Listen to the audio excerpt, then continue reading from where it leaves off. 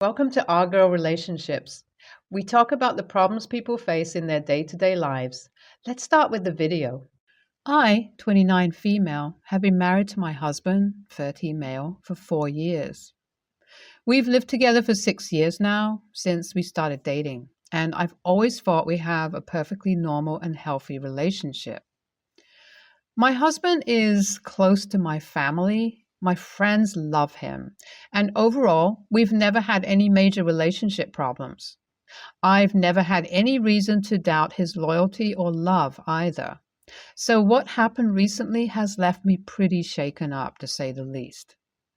Let me tell you about my best friend now. We met in college and lived together for almost the entirety of our college life. After college, we continued to live together for a year or so before I had to move out for work, as the commute was becoming too difficult to manage. Even after that, we remained very close and saw each other at least once a week. As you can probably tell, it was a solid friendship. She was the maid of honor at my wedding too. She also visited my hometown with me nearly every holiday, as she was not really close with her family, and my parents started seeing her as a second daughter. When my mom unexpectedly passed away 5 months ago, she supported me through everything I went through. I don't know how she could do what she did after all these years of friendship, but I guess people can change. If only I had known what was coming in the future back then. My husband and my best friend obviously know each other, and the three of us hang out often. I never saw any reason to be suspicious of them. In fact, the thought never even crossed my mind. I always assumed they sort of see each other like some sort of siblings. Boy, was I wrong. But let's circle back to that later. As I've said already, my mom passed away a few months ago. This has been obviously difficult for my dad, but he has taken it like a champ. I try to visit him as much as possible, but he lives around 5 hours away, and between the distance and my work, I can't really visit him as much as I would like to. My dad had also been acting weird for a while, asking me if I was doing fine and saying I can tell him anything. I thought he was concerned about how I was dealing with my mom's death because we were very close, and her death has been a huge blow to me. My husband recently went on a work trip. Coincidentally, my office shut down for 3 days for some maintenance and security checks, and we were supposed to work from home. I thought this was the perfect time to surprise my dad with a visit. I left in a hurry and called my husband to let him know I'll be visiting my dad, but he didn't pick up. I assumed he was busy with work and would call me soon. After 5 hours of driving, I finally reached my dad's place.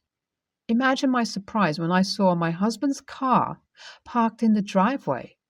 He was supposed to be nowhere near this place, so it wasn't possible that he was dropping by on the way. And even if he did, he would have definitely told me. I couldn't figure out what was going on as I rang the doorbell. My dad opened the door and was really surprised to see me. He hugged me and asked if what he had heard was true. I said I didn't know what he was talking about, and before he could answer, I saw my husband behind my dad. He looked like he was in total shock. Before any of us could see anything, my best friend emerged from the living room asking what was keeping them both. When she saw me, she literally stopped speaking mid-sentence. My dad finally broke the silence. He said that if what he had heard was true, he would be very disappointed in me.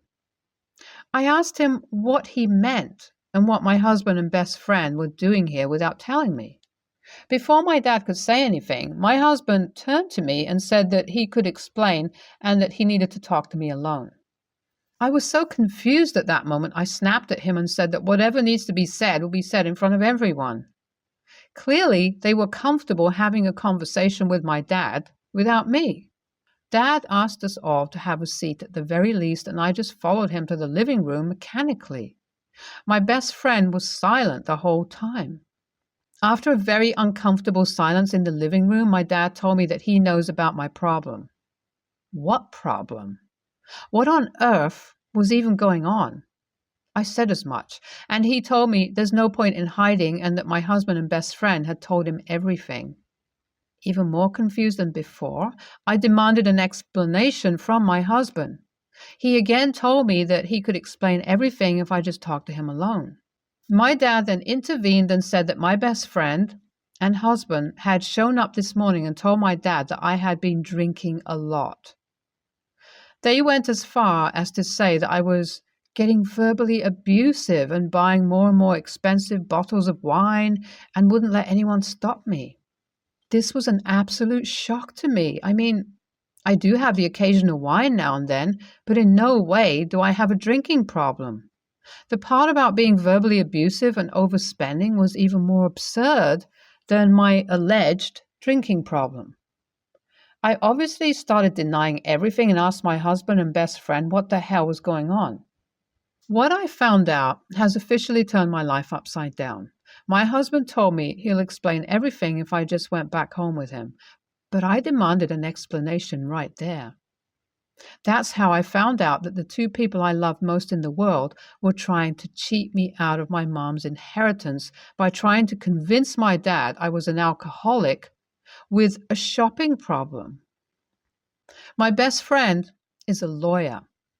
I scanned the document she had built up to steal my inheritance, wrote an email about everything that had happened, and sent it to her workplace. She didn't have the guts to confront me, but my husband called me up, saying I didn't need to drag our professional lives.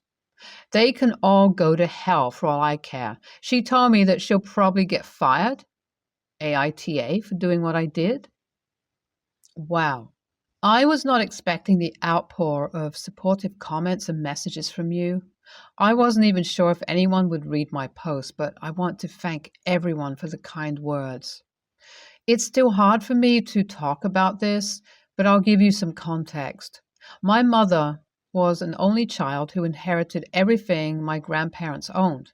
This includes some money and a beach house. She left it to my dad with a request for him to give the money to me. It isn't an extravagant sum, but it's still quite a lot. Dad worked as a banker his whole life and has a great retirement plan in motion. So he had no reason to keep the money. We were going to start the legal process of sorting out the inheritance, but it was supposed to take a few months. And after Mom's death, we had both decided we'll deal with it later. If only I knew what was to come. My best friend knew everything regarding this because, as I've already mentioned, we are very close. I don't know how this has been going on behind my back, but my husband and best friend have been seeing each other for a while. When they found out about the inheritance, they made this plan to convince my dad to temporarily give the money to my husband for safekeeping by saying I cannot be trusted with it. For the last few months, they have been secretly talking to my dad behind my back and convincing him that I'm emotionally unstable and had an alcohol problem. The day I caught them at my dad's house, they even had the papers ready for my dad to sign. I'm absolutely devastated. I've put in a request to work from home and have been living with my dad. My dad is pretty shaken up by everything. He used to see my best friend as a daughter, and this betrayal has been very hard on him. I honestly don't know how to manage my own emotions and take care of him at the same time. Some of you have told me to sue my best friend and husband, but I'm not sure if I'm in the headspace to get into a complicated legal case right now. I'm still pretty much in shock. I'll still talk to a friend of mine who is a lawyer and see what can be done, but as of now, it's unlikely. I just want never to see either of them again and try to move on with my life. I've had a conversation with my husband. It was extremely difficult even to see his face, but I knew it had to be done. At least he had the decency to look ashamed. I told him not to waste my time and tell me everything honestly. Apparently, he and my best friend had feelings for each other for quite some time. When I found out about my mom's death, I went into a depressive phase and spent a few weeks at my dad's place. Apparently, that I went over to my dad's place and lived there for a couple of weeks, and apparently that's when things escalated between them. So there I was, grieving for my mother, while the two people closest to me were betraying me in the worst possible way. I can't even believe what my husband is saying. Who knows? Maybe this has been going on behind my back for years now. My best friend has gone radio silent on me. I hope she's feeling at least a little ashamed about what she has done. I have talked to my lawyer friend, and she said that since my husband and best friend didn't actually steal any money, the legal process might get tedious without amounting to anything much. I agree with her and have decided not to pursue anything like that. What I am planning to do is to get a divorce from my husband as soon as I possibly can, sell our house, move back closer to my dad, and never see those people again. I'm going to file for alimony and get the house, which I think is more than reasonable considering the massive betrayal I've had to face. NTA, I'm so sorry to hear what happened to you, OP. I guess sometimes we can never really tell who people are. I hope you find yourself some better friends and recover from what happened to you. I'm glad you're cutting them off completely from your life, and the fact that you get to be closer to your dad must feel good. Good luck with everything. NTA, in any way, I cannot believe just how terrible your husband and former best friend are. Not only did they cheat, but they also tried to convince your grieving father that his beloved daughter is going through something as serious as an alcohol problem. I can't fathom how twisted and selfish someone has to be in order to do that. I live with my partner in a block of flats, apartments, with rather thin walls and quite a growing number of families as of the last year. I came to find the reason we suddenly had so many moms and babies come through was because it's part of a refugee program. I was pleased as I worried it was mothers of domestic abuse, as I'd never seen any fathers, and the front desk security wouldn't let my partner come in without heavy questioning one time. Fathers seemed to have to sign in at the front desk. So we got a family of mom and daughter, likely 7 years old, move in across from us, while we also had a mom and daughter, same age, move in next to us. Soon, we hear screaming coming from the kid across the hallway. No biggie, as it's a kid and that happens. Mom seems stressed out, but can't blame her, as kids can be hard work. But soon, it's developed into the mother being a million times worse than the kid. Every morning, like clockwork, she screams at her kid and continues it into the hallway at 9 a.m. every day. I work from home and my partner can't get a lie-in on the weekends, so it's been difficult working with it. I eventually opened the door one night and asked her to close hers as she was shouting too loud. She shut her door and I assumed she got the idea. I can hear a lot more than expected. But no. 2 days later, she has me and my partner up at 7 a.m. on a Saturday shouting at her kid again. My partner goes over, and when he knocked, she basically opened it and then closed the door in his face. Then the last resort, with a little less patience, I opened my door one morning after it was loud enough that I couldn't concentrate at work and said, "Please shut your mouth. You can't keep screaming at her like this." I assumed I had pushed it too far and retreated into my flat, feeling rather sheepishly embarrassed for getting that annoyed at her in front of the daughter. This was all last week. Today, she had her welfare checker come around for who knows what. How do I know? She had her door open. I'm trying to work, but then I heard a conversation of the woman saying she was going to report us and that we have been aggressive and we have been complaining about the noise from the kids and how we were unreasonable. The worst part, the welfare lady was agreeing, saying that we likely don't have children and couldn't possibly understand. really emphasizing a motherhood struggle. After this, I opened my door and said, "We have explained time and time again that we forgive you have a child, but not the way you scream at her. It's horrible to listen to, and I believe you treat that child terribly," and closed my door. I was angry and irritated. I'm also not a fan of how I approached that. AITA? This has taken place over a year. Guys, please, I've reported this to child services and the police many times before this. Nothing has been done, and there isn't much more I can do without throwing myself in harm's way. I'm agoraphobic and have experienced child abuse all my young years, so believe me when I say I am really pushing to get this sorted.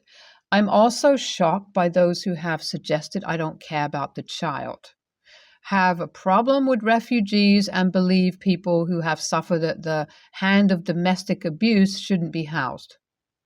Actually speechless. I'm terrified too. She reminds me of my abusive mother, and I jump out of my sleep every night and every morning thinking she's made it into my flat. I'm doing as much as I can without taking the daughter out of the flat, which I cannot do for obvious reasons. Report was made to child services. The front desk and I have recorded too. Does anyone have a suggestion for finding out what they're saying in the clips? Cannot find anything online for Vietnamese translation through audio. NTA, from your explanation, it sounds like you did nothing wrong and you are too timid, polite. If I had been through what you and your partner had, I would have told a social worker, a welfare check worker, that she was being verbally abusive to her child on a daily basis and constantly screaming and disturbing the peace. Not only that, but I'd complain to any authority I could if it continued to infringe on my peaceful habitation of my home and property. NTA, but I might have asked a welfare checker to come in after she finished with them so you could give your side of the story.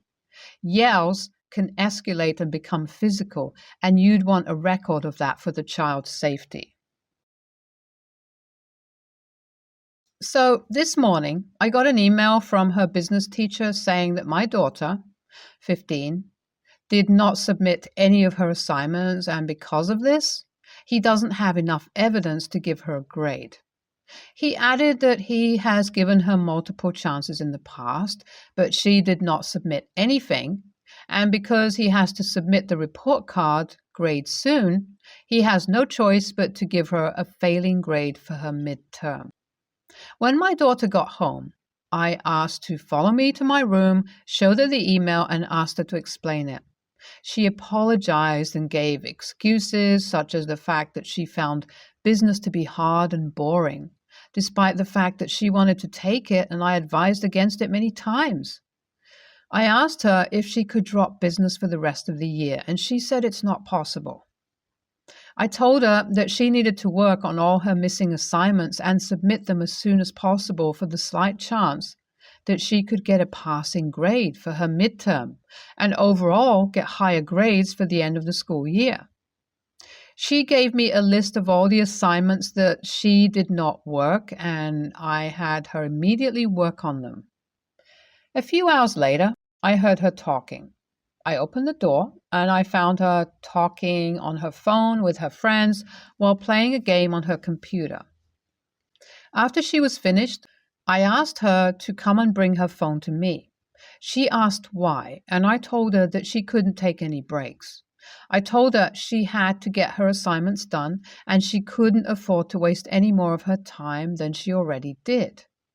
She begged me to get some time off to do her things and promised that this wouldn't happen again.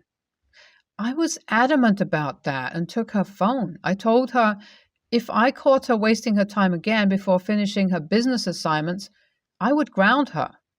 She called me the worst and left the room. Now she's crying in her room.